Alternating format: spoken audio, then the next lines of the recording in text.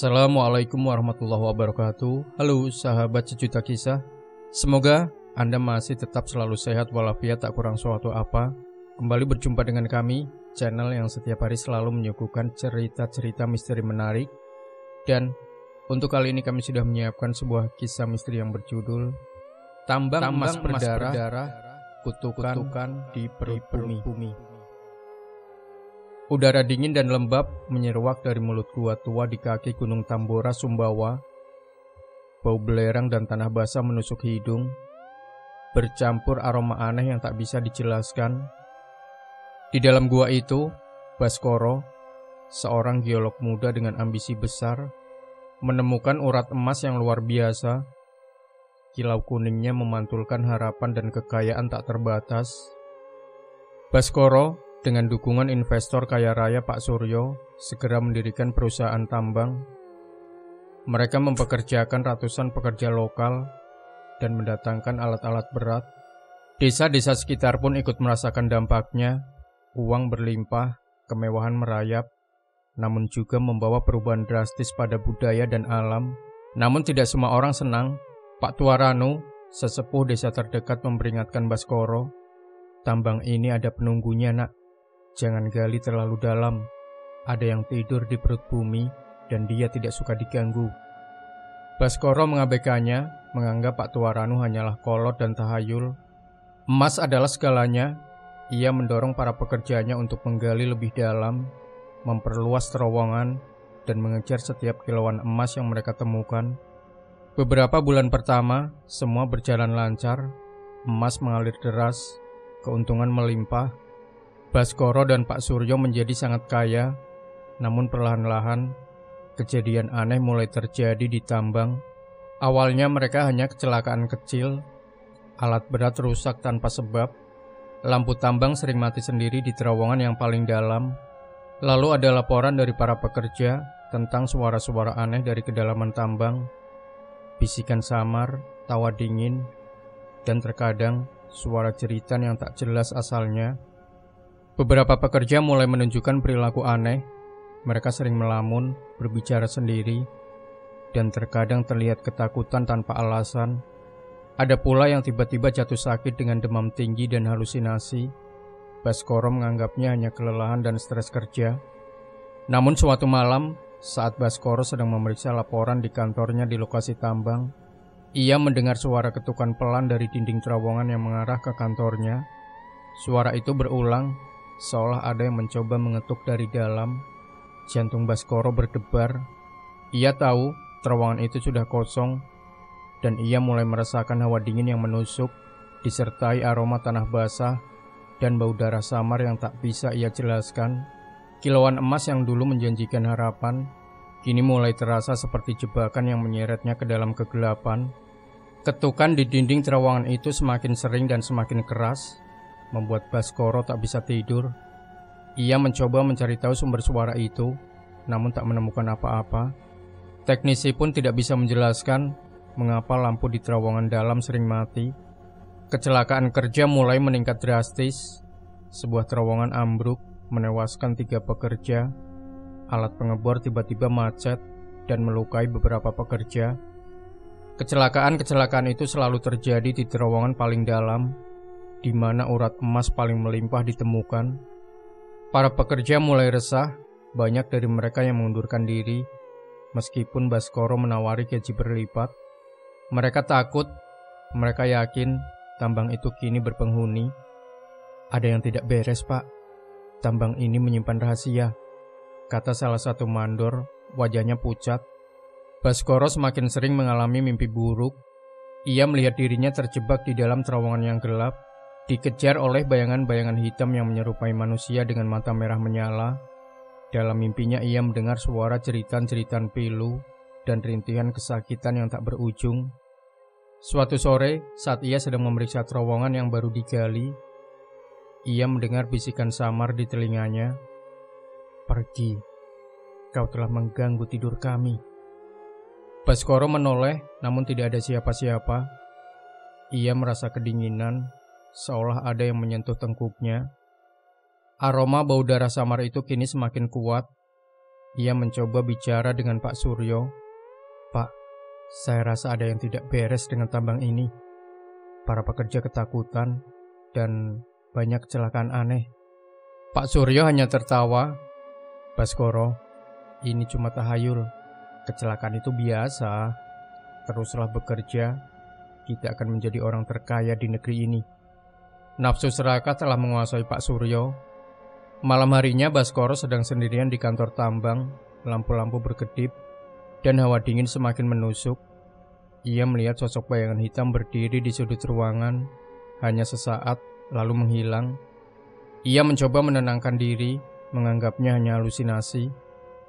Namun, saat ia berbalik, ia melihat tulisan samar muncul di dinding tanah yang lembab.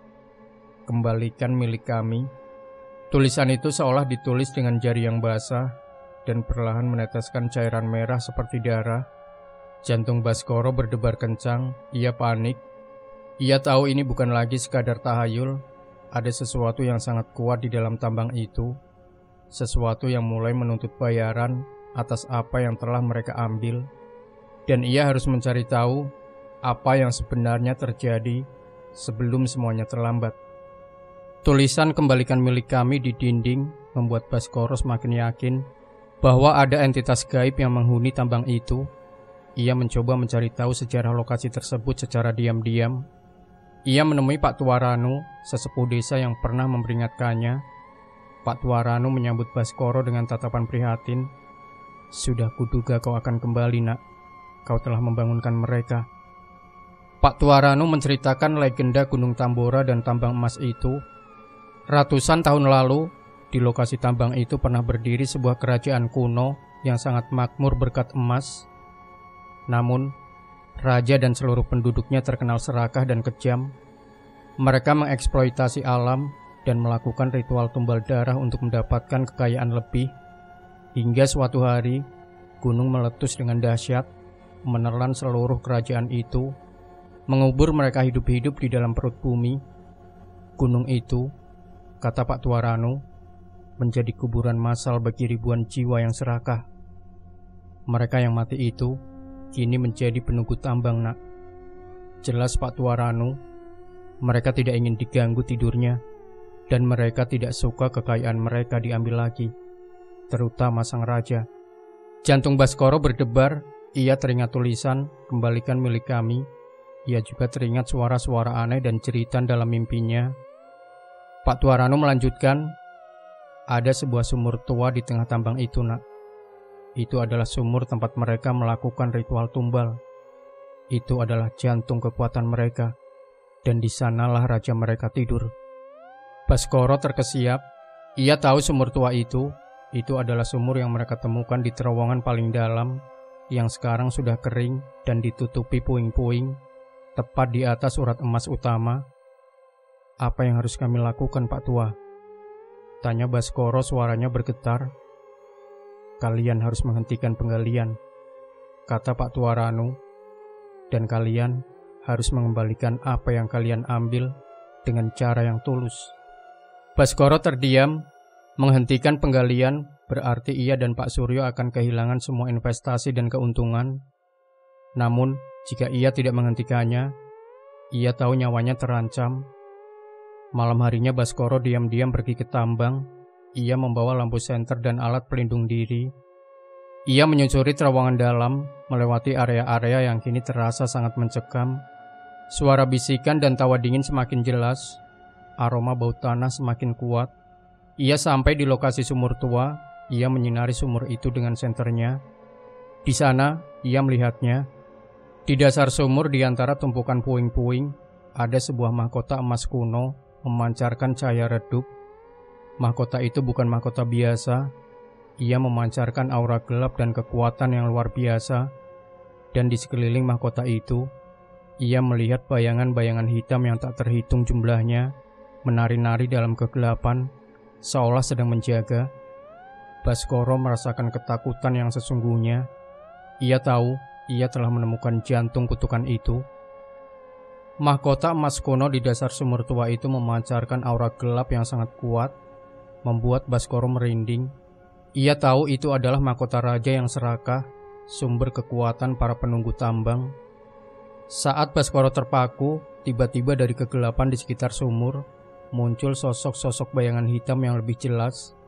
Mereka menyerupai manusia dengan tubuh kurus kering, mata merah menyala, dan mulut menganga. Mereka tidak bersuara, namun kehadiran mereka begitu mencekam, memancarkan kemarahan yang luar biasa. Kau berani datang ke sini. Suara dingin dan serak menggema di dalam terowongan, seolah datang dari segala arah. Kau telah mengganggu tidur kami. Kau telah mengambil milik kami. Jantung Baskoro berdebar kencang. Ia tahu ini adalah para penunggu tambang, roh-roh dari kerajaan yang terkubur. Ia mencoba mundur, namun bayangan-bayangan itu mulai mengepungnya. Mereka tidak menyentuhnya secara fisik, namun mereka menyerang mentalnya, menanamkan rasa takut yang luar biasa. Baskoro merasakan kepalanya pusing dan pandangannya mulai kabur. Ia teringat kata-kata Pak Tua Ranu, kalian harus mengembalikan apa yang kalian ambil dengan cara yang tulus. Namun bagaimana cara mengembalikannya? Mahkota itu ada di dasar sumur yang dalam, dan para penunggu itu tidak akan membiarkannya. Tiba-tiba ia mendengar suara tawa keras dari belakangnya. Pak Suryo berdiri di sana, menatapnya dengan senyum licik. Jadi ini yang kau lakukan, Baskoro, kata Pak Suryo meremehkan. Cuma hantu-hantu kuno, jangan konyol. Pak Suryo mengeluarkan sebuah pistol dari saku celananya. Ia menembak ke arah bayangan-bayangan itu. Namun, peluru itu menembus mereka tanpa efek. Bayangan-bayangan itu hanya tertawa sinis dan semakin mendekat. Bodoh, teriak suara dari kegelapan. Kalian tidak akan bisa melawan kami dengan benda duniawi. Pak Suryo mulai panik. Ia menembak lagi, namun pelurunya tidak ada gunanya. Ia melihat wajah-wajah bayangan itu semakin jelas, penuh kemarahan dan dendam. Kita akan mengambil nyawamu sebagai bayaran, teriak suara dari kegelapan. Para penunggu itu mulai merasuki tubuh beberapa pekerja tambang yang ada di dekat situ, yang sedang berpatroli. Mata mereka menjadi merah menyala, dan mereka mulai menyerang Pak Suryo dengan liar. Pak Suryo menjerit, ia mencoba melawan, namun jumlah mereka terlalu banyak. Baskoro hanya bisa melihat dengan ketakutan. Ia tahu Pak Suryo akan menjadi tumbal pertama, dan ia tahu gilirannya akan segera tiba. Ia harus melakukan sesuatu. Ia harus menemukan cara untuk mengembalikan mahkota itu sebelum semua terlambat. Pak Suryo diserang brutal oleh para pekerja yang dirasuki. Mereka mencakar, memukul, dan menyeretnya ke arah sumur. Baskoro tidak bisa berbuat apa-apa. Tubuhnya kaku karena ketakutan. Ia melihat Pak Suryo menjerit, matanya membelalak ketakutan, dan perlahan-lahan ia ditarik ke dalam sumur tua itu. Suara air terciprat, dan kemudian keheningan mencekam. Pak Suryo telah menjadi tumbal. Baskoro merasakan mual. Ia telah menyaksikan kematian yang mengerikan. Ia tahu ia harus melakukan sesuatu sebelum ia menjadi korban berikutnya. Bayangan-bayangan penunggu itu kini menatap Baskoro. Mata mereka menyala merah penuh dendam. Sekarang giliranmu, penggali serakah. Suara dingin dan serak itu menggema. Mereka mulai mendekat, mengelilingi Baskoro. Baskoro gemetar. Ia mencoba mencari celah untuk melarikan diri, namun ia terkepung. Ia melihat para pekerja yang dirasuki menatapnya dengan tatapan kosong, seperti mayat hidup. Tiba-tiba sebuah suara menggelegar memecah keheningan. Berhenti, jangan ganggu dia. Mandor Tua Harjo, seorang pria paruh baya yang setia bekerja di tambang sejak awal, berdiri di antara Baskoro dan para penunggu. Mata Mandor Harjo memancarkan keberanian yang luar biasa. Ia membawa sebuah keris tua yang ia genggam erat. Ini adalah tambang kami. Kalian tidak berhak mencampurinya, teriak Mandor Harjo menunjuk para penunggu dengan kerisnya. Para penunggu itu terkejut. Mereka tidak menyangka ada yang berani melawan mereka. Mandor Harjo kemudian menatap Baskoro. Pergi nak, cepat. Kembali ke sumur. Kembalikan mahkota itu. Tapi Mandor, Baskoro terkejut. Tidak ada waktu. Mereka butuh tumbal, dan aku akan menjadi tumbal itu. Aku sudah lama tahu tentang rahasia tambang ini. Aku juga berdosa karena tidak melarang kalian pergi. Teriak Mandor Harjo, dan ia menyerang para penunggu dengan kerisnya. Mandor Harjo adalah seorang manusia biasa, namun ia melawan dengan keberanian yang luar biasa. Ia mengayunkan kerisnya, menembus bayangan-bayangan itu. Bayangan-bayangan itu menjerit kesakitan dan sedikit menjauh. Ini adalah kesempatan bagi Baskoro. Ia tidak membuang waktu. Ia berlari ke arah sumur. Ia tahu ia harus mendapatkan mahkota itu. Mandor Harjo terus melawan, namun ia semakin terdesak. Para pekerja yang dirasuki menyerangnya dari segala arah. Ia berteriak kesakitan, dan akhirnya ia terjatuh. Bayangan-bayangan itu menerkamnya, dan ia diseret ke dalam sumur menyusul Pak Suryo. Baskoro mendengar cerita terakhir Mandor Harjo. Air mata mengalir di pipinya. Ia tidak ingin pengorbanan Mandor Harjo sia-sia. Ia harus berhasil. Dengan tekad bulat, Baskoro melompat ke dalam sumur menuju kegelapan yang mengerikan. Ia tahu di sana ia akan menghadapi sumber kutukan itu secara langsung. Baskoro terjun ke dalam sumur tua. Airnya sangat dingin menusuk hingga ke tulang. Di dalam kegelapan ia melihat cahaya redup dari mahkota emas kuno di dasar sumur. Ia berenang ke bawah. Namun ia merasakan ada tangan-tangan tak terlihat yang mencoba menariknya, menahannya seperti puluhan tangan dingin yang menarik kakinya. Itu adalah roh-roh penunggu yang tidak ingin ia mendekati mahkota. Suara-suara bisikan dan rintihan terdengar jelas di dalam air, seolah mereka menangis dan memohon padanya untuk pergi. Aroma bau darah semakin kuat, membuatnya mual. Baskoro berjuang, ia menguatkan hati dan melafalkan doa-doa yang ia ingat. Ia tahu ini bukan hanya pertarungan fisik, tetapi juga pertarungan spiritual. Semakin ia mendekat ke dasar sumur, ia melihat wujud-wujud mengerikan di sekeliling mahkota. Mereka adalah roh-roh serakah yang terkubur bersama raja mereka. Wajah-wajah mereka pucat pasi, mata mereka cekung, dan tubuh mereka kurus kering, terbuat dari tanah dan lumut. Mereka terlihat seperti mayat hidup yang menjaga harta karun mereka. Mereka mulai menyerang Baskoro secara fisik. Mereka mencakar, menggigit, dan mencoba menariknya ke dalam kegelapan yang lebih dalam. Baskoro merasakan sakit di tubuhnya, dan darah mulai mengalir dari beberapa luka cakaran. Namun ia tidak menyerah. Ia melihat mahkota itu di depannya begitu dekat. Ia tahu itu adalah kunci untuk mengakhiri semua ini. Ia mengumpulkan sisa tenaganya, dan dengan satu hentakan kuat, ia berhasil melepaskan diri dari cengkeraman roh-roh itu. Ia meraih mahkota emas kuno itu. Saat tangannya menyentuh mahkota itu, Baskoro merasakan sebuah energi listrik yang besar menjalari seluruh tubuhnya. Mahkota itu terasa sangat dingin, namun memancarkan kekuatan yang luar biasa. Ia merasakan koneksi yang aneh dengan mahkota itu, seolah ia bisa mendengar semua cerita dan penderitaan dari ribuan jiwa yang terkubur bersamanya. Tiba-tiba, suara raungan keras menggema di dalam sumur. Raja itu marah. Ia tidak ingin mahkotanya diambil.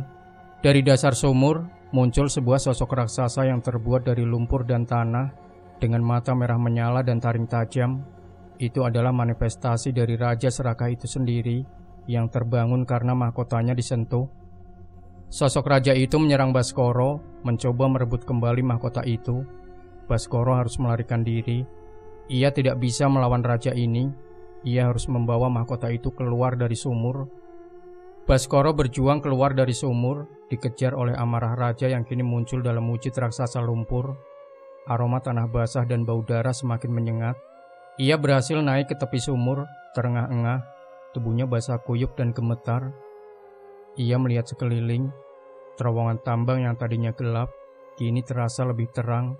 Suara-suara bisikan dan jeritan para penunggu menghilang, digantikan oleh keheningan yang mencekam. Mahkota emas kuno di tangannya memancarkan cahaya redup, seolah energi di dalamnya masih berdenyut. Raja lumpur itu meraung dari dalam sumur mencoba keluar, namun ia tidak bisa. Ia terikat pada wilayahnya di dalam sumur. Baskoro tahu, ia tidak bisa menahan mahkota itu. Ia harus mengembalikannya. Namun bukan dengan cara biasa. Ia teringat kata-kata Pak Tuarano, kalian harus mengembalikan apa yang kalian ambil dengan cara yang tulus. Ia segera berlari keluar dari terowongan tambang, membawa mahkota itu.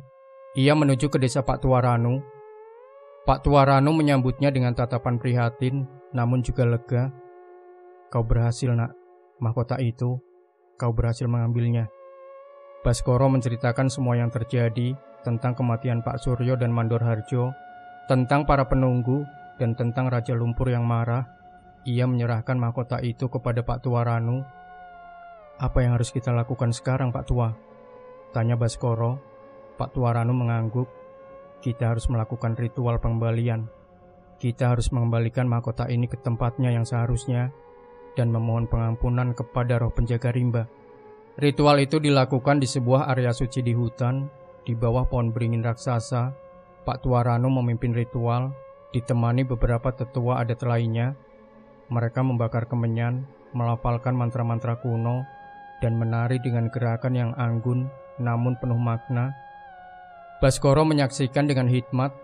Ia melihat Pak Tuaranu meletakkan mahkota emas kuno itu di atas sebuah batu besar yang ditutupi lumut. Kemudian ia mengambil sebuah guci kecil berisi air yang diambil dari 7 sumber mata air suci. Pak Tuaranu menyiramkan air itu ke atas mahkota sambil melafalkan doa-doa. "Kami mengembalikan hakmu, wahai penjaga rimba. Kami mengembalikan kedamaianmu. Ampunilah dosa-dosa kami." Saat air itu menyentuh mahkota itu memancarkan cahaya keemasan yang terang, dan perlahan-lahan ia mulai tenggelam ke dalam batu, seolah batu itu adalah air yang menyerapnya. Cahaya itu menyebar ke seluruh hutan, membersihkan aura gelap yang ada. Baskoro merasakan kedamaian yang luar biasa, seolah beban berat yang selama ini menimpanya kini terangkat sepenuhnya. Suara-suara bisikan dan jeritan dari tambang menghilang. Aroma bau darah juga lenyap. Namun ia tahu pengorbanan Pak Suryo dan Mandor Harjo tidak bisa dilupakan. Ia harus memastikan bahwa tidak ada lagi orang yang menjadi korban dari keserakahan di tambang itu. Meskipun kutukan telah terangkat dan mahkota telah kembali ke tempatnya, kenangan pahit tentang tambang emas berdarah itu tak akan pernah hilang dari benak Baskoro. Ia masih seringkali teringat wajah Pak Suryo dan Mandor Harjo, dan ia merasakan beban yang mendalam atas kematian mereka.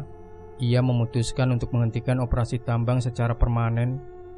Ia menjual semua alat berat dan menyerahkan kembali lahan tambang kepada masyarakat adat. Ia juga menggunakan sisa uangnya untuk membantu membangun kembali desa-desa yang dulu rusak karena aktivitas tambang, dan mendirikan yayasan untuk melestarikan budaya lokal dan alam. Awalnya banyak investor dan kolega bisnis Baskoro yang mencibirnya. Mereka menganggapnya gila karena melepaskan kekayaan miliaran rupiah. Namun Baskoro tidak peduli. Ia telah menemukan kedamaian yang jauh lebih berharga daripada emas. Pak Tuaranu dan masyarakat adat sangat berterima kasih kepada Baskoro. Mereka menganggapnya sebagai pahlawan yang telah menebus kesalahan di masa lalu. Mereka menganugerahinya gelar kehormatan dan menerimanya sebagai bagian dari komunitas mereka. Baskoro memilih untuk tetap tinggal di Sumbawa, hidup sederhana di desa, membantu masyarakat adat, dan mendedikasikan hidupnya untuk kelestarian alam dan budaya. Ia seringkali pergi ke hutan, merasakan kedamaian yang kini menyelimuti Gunung Tambora.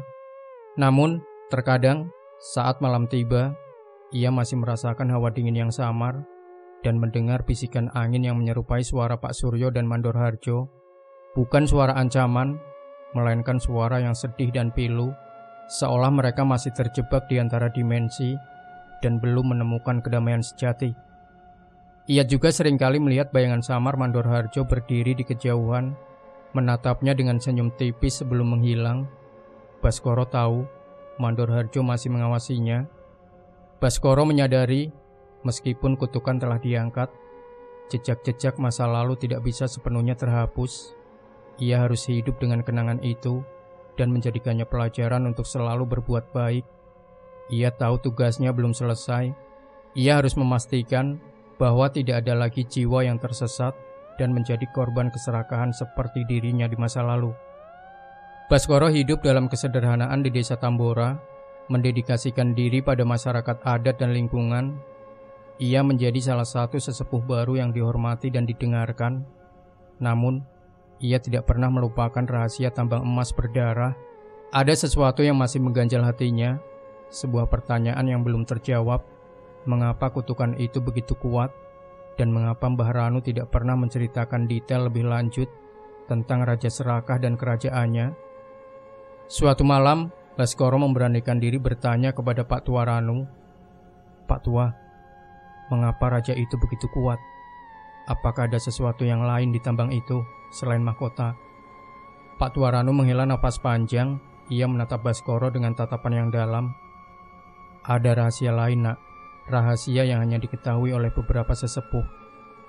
Raja itu, dia tidak hanya serakah dengan emas, dia juga serakah akan kehidupan." Jantung Baskoro berdebar. Ia merasa ada kengerian lain yang akan terungkap. Pak Tua Ranu menceritakan bahwa di dalam kerajaan kuno itu, sang raja tidak hanya melakukan tumbal darah biasa. Ia mencari keabadian dengan cara yang keji. Ia mengorbankan setiap manusia yang tidak berdosa, terutama anak-anak, untuk menyerap energi kehidupan mereka dan memperpanjang usianya. Dan untuk ritual terakhirnya, dia mengorbankan putrinya sendiri, Putri Ambar yang sangat dia sayangi. Bisik Pak Tua Ranu, suaranya sedih. Dia pikir dengan mengorbankan darah dagingnya, dia akan menjadi abadi, tapi yang terjadi justru sebaliknya.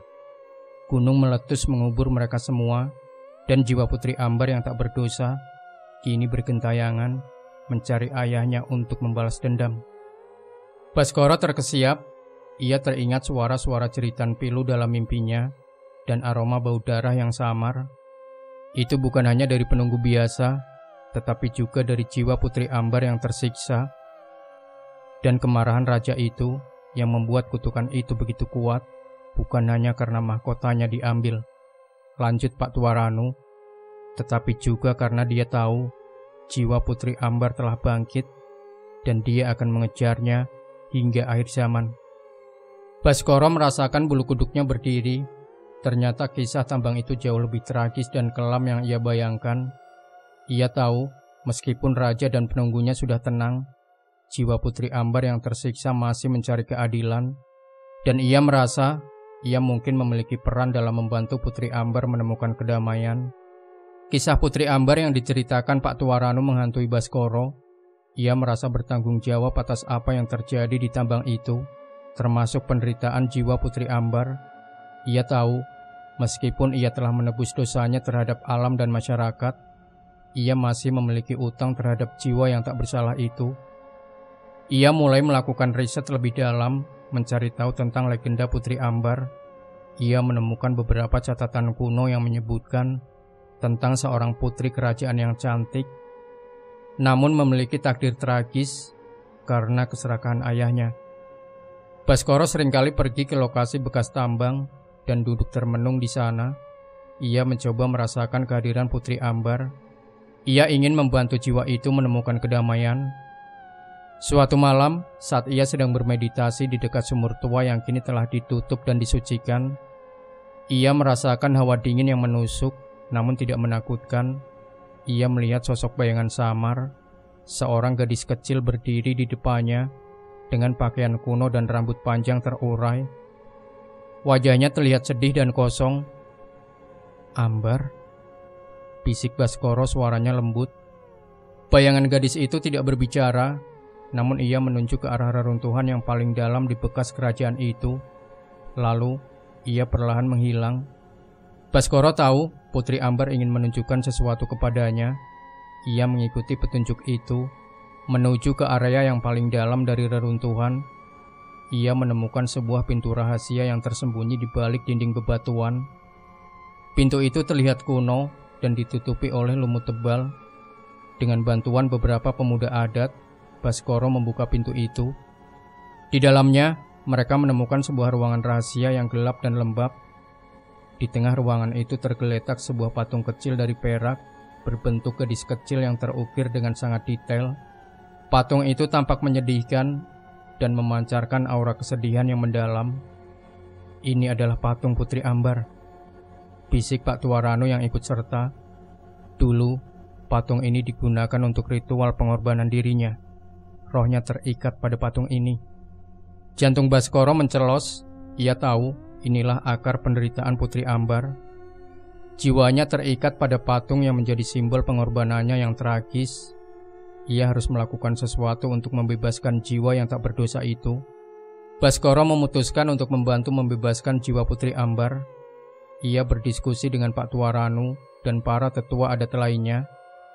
Mereka sepakat bahwa patung itu harus disucikan dan dikuburkan dengan layak agar jiwa Putri Ambar dapat beristirahat dengan tenang. Ritual penyucian patung Putri Ambar dilakukan di sebuah tempat suci di tepi sungai. Pak Tuaranu memimpin ritual, menemani Baskoro dan beberapa tetua adat. Mereka melafalkan mantra-mantra pengampunan dan doa-doa pelepasan. Baskoro memegang patung perak Putri Ambar. Patung itu terasa dingin, namun perlahan-lahan ia merasakan kehangatan yang merambat. Ia melihat bayangan samar Putri Ambar berdiri di depannya, kini dengan senyum tipis di wajahnya. Tatapan matanya tidak lagi kosong. "Terima kasih," bisik suara samar itu, dan perlahan-lahan bayangan itu menghilang, lenyap bersama angin. Baskoro merasakan kedamaian yang mendalam. Ia tahu jiwa Putri Ambar kini telah bebas dan telah menemukan kedamaian. Setelah ritual selesai, patung Putri Ambar dikuburkan di sebuah area suci di bawah pohon rindang, di mana air sungai mengalir dengan tenang. Tempat itu menjadi sebuah tugu peringatan bagi Putri Ambar dan simbol pengampunan. Malam harinya Baskoro bermimpi. Ia melihat Putri Ambar, kini dalam wujud cahaya tersenyum padanya. Ia juga melihat Pak Suryo dan Mandor Harjo dalam wujud cahaya yang lebih redup, berdiri di belakang Putri Ambar, menatap Baskoro dengan tatapan yang damai. "Kami telah dimaafkan, Baskoro," bisik suara Mandor Harjo, "dan kami telah menemukan kedamaian. Terima kasih." Mimpi itu menghilang. Baskoro terbangun dengan perasaan lega yang luar biasa. Ia tahu semua jiwa yang tersiksa di tambang emas berdarah kini telah menemukan kedamaian. Kutukan itu telah sepenuhnya terangkat. Setelah jiwa Putri Ambar dibebaskan, kedamaian sejati menyelimuti tambang emas berdarah. Udara di sana tidak lagi dingin dan mencekam. Bau belerang dan tanah basah kini terasa biasa, tanpa aroma darah yang samar. Suara-suara aneh juga tidak terdengar lagi. Baskoro dan masyarakat adat melanjutkan pekerjaan mereka, bukan untuk mengeksploitasi, melainkan untuk melestarikan. Mereka menjadikan bekas tambang itu sebagai kawasan cagar budaya dan pendidikan, tempat di mana generasi muda bisa belajar tentang sejarah dan kearifan lokal. Mereka membangun sebuah museum kecil di dekat lokasi tambang yang berisi artefak-artefak kuno yang ditemukan dan menceritakan kisah tentang kerajaan yang terkubur, tentang keserakahan sang raja, dan tentang penebusan yang dilakukan oleh Baskoro. Meskipun tambang itu tidak lagi menghasilkan emas, ia menghasilkan sesuatu yang jauh lebih berharga. Pelajaran tentang moralitas, tentang pentingnya menjaga alam, dan tentang kekuatan pengampunan. Baskoro yang dulu menjadi penambang, kini menjadi penjaga. Ia menjaga warisan budaya dan alam Gunung Tambora, memastikan bahwa sejarah kelam tidak akan terulang. Ia seringkali duduk di dekat sumur tua yang kini telah menjadi tempat yang damai, merenungkan perjalanan hidupnya. Ia tahu ia telah membayar mahal untuk dosa-dosanya, namun ia telah mendapatkan lebih banyak dari yang ia bayangkan. Kedamaian batin, keluarga baru di masyarakat adat, dan makna hidup yang sesungguhnya. Kisah tambang emas berdarah yang dulu penuh horor, kini menjadi sebuah legenda yang mengajarkan harapan bahwa di balik setiap kesalahan selalu ada kesempatan untuk berubah, untuk menebus, dan untuk menemukan kedamaian. Puluhan tahun berlalu, Baskoro menua di tengah masyarakat adat Tambora, dikelilingi oleh cucu-cucu angkatnya dari desa. Ia menjadi sesepuh yang sangat dihormati, dengan rambut memutih dan kerutan di wajah yang menceritakan banyak kisah. Ia seringkali duduk di bawah pohon beringin, bercerita kepada anak-anak tentang masa lalu tambang emas berdarah. Ia tidak pernah lelah menceritakan tentang raja yang serakah, tentang Putri Ambar yang tidak berdosa, tentang Pak Suryo dan Mandor Harjo, dan tentang bagaimana ia sendiri terjerat dalam lingkaran setan. Ia mengajarkan mereka tentang pentingnya menghormati alam dan tentang bahaya nafsu akan kekayaan. Anak-anak desa tumbuh dengan pemahaman yang mendalam tentang sejarah mereka. Mereka menjaga tambang itu bukan sebagai sumber emas, tetapi sebagai tempat suci yang mengajarkan mereka tentang karma dan penebusan. Mereka terus melestarikan budaya dan tradisi leluhur, memastikan bahwa kisah itu tidak akan pernah terlupakan. Museum kecil yang didirikan Baskoro berkembang menjadi pusat studi budaya dan konservasi alam. Para peneliti dan wisatawan datang dari seluruh dunia untuk belajar tentang sejarah Tambora dan untuk menyaksikan bagaimana sebuah tempat yang dulunya penuh dengan keserakahan dan penderitaan kini telah menjadi simbol kedamaian dan keharmonisan. Baskoro melihat semua itu dengan bangga. Ia telah mewariskan sesuatu yang jauh lebih berharga daripada emas, sebuah warisan kebajikan, sebuah pelajaran abadi. Meskipun Baskoro sudah sangat tua, ia masih sering pergi ke lokasi bekas tambang dan duduk di dekat sumur tua.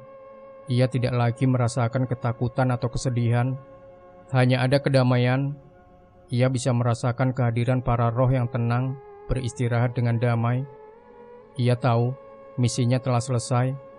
Tambang emas berdarah kini benar-benar damai.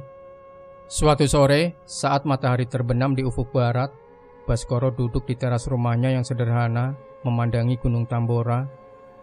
Langit jingga membentang luas, memancarkan keindahan yang luar biasa. Ia merasakan tubuhnya semakin lemah, namun hatinya penuh kedamaian. Di sampingnya duduk seorang pemuda, cucu angkatnya yang kini menjadi kepala desa. Pemuda itu memegang tangan Baskoro erat-erat. "Kakek, kami akan selalu menjaga apa yang telah kakek ajarkan," bisik pemuda itu. Baskoro tersenyum. "Teruslah menjaga, nak. Jaga alam ini, jaga budaya kita, dan yang terpenting, jaga hatimu. Jangan biarkan keserakahan menguasaimu."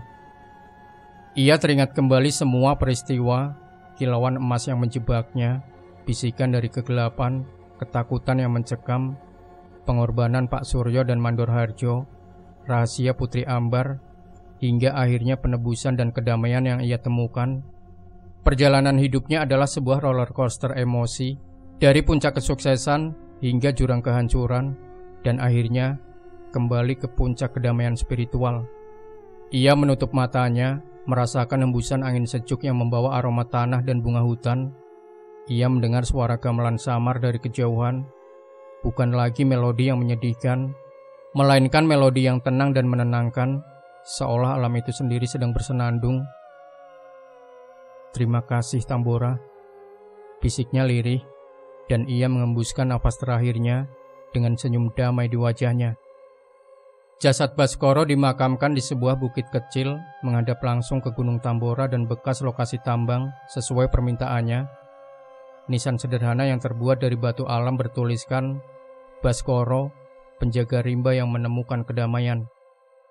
Kematiannya bukan kesedihan, melainkan perayaan. Masyarakat adat mengiringinya dengan tarian dan nyanyian tradisional, merayakan kehidupan seorang pria yang telah mengubah takdir sebuah tempat dan menemukan penebusan sejati. Kisah tambang emas berdarah menjadi legenda abadi di Sumbawa. Ia diceritakan dari generasi ke generasi, bukan sebagai cerita horor yang menakutkan, melainkan sebagai sebuah narasi tentang karma, penebusan, dan pentingnya menjaga keseimbangan antara manusia dan alam. Tambang emas yang dulu gelap dan penuh darah, kini menjadi sebuah tempat yang damai dan suci. Tidak ada lagi yang berani menggali emas di sana. Mereka percaya emas itu adalah milik leluhur yang harus dijaga, bukan diambil. Para penunggu tambang, raja yang serakah, dan Putri Ambar yang tersiksa, semuanya telah menemukan kedamaian. Arwah mereka tidak lagi bergentayangan, melainkan menjadi bagian dari alam, menjaga keseimbangan dan keharmonisan. Setiap kali angin berhembus di Gunung Tambora, membawa suara gemericik dedaunan dan bisikan dari gua-gua, masyarakat percaya itu adalah senandung abadi dari roh-roh yang telah menemukan kedamaian. Senandung yang menceritakan kisah tentang keserakahan, penderitaan, namun juga tentang pengampunan dan penebusan. Baskoro, sang geolog ambisius yang dulunya hanya melihat emas, kini namanya abadi sebagai penjaga sejati. Ia telah mengajarkan kepada dunia bahwa kekayaan sejati bukanlah pada apa yang kita ambil, melainkan pada apa yang kita berikan dan pada kedamaian yang kita temukan dalam proses penebusan. Tambang emas berdarah, sebuah tempat yang dulu dikutuk, kini telah menjadi simbol harapan, sebuah pengingat bahwa bahkan dari perut bumi yang paling dalam sekalipun, kebaikan dan kedamaian dapat tumbuh dan bersemi selamanya. Demikian sahabat Sejuta Kisah, jangan lupa tinggalkan komentar Anda, like, share video ini, subscribe channel Sejuta Kisah, dan nantikan kembali cerita-cerita misteri terbaru dari kami. Wassalamualaikum warahmatullahi wabarakatuh.